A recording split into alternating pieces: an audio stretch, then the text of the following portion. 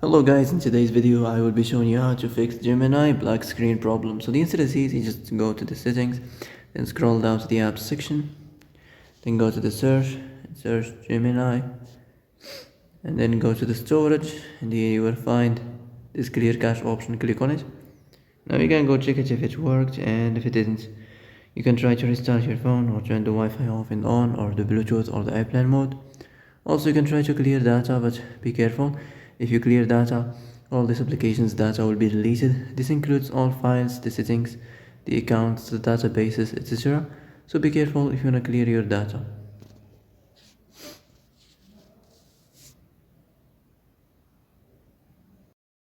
And that's it for today's video. I hope this is the answer you've been looking for.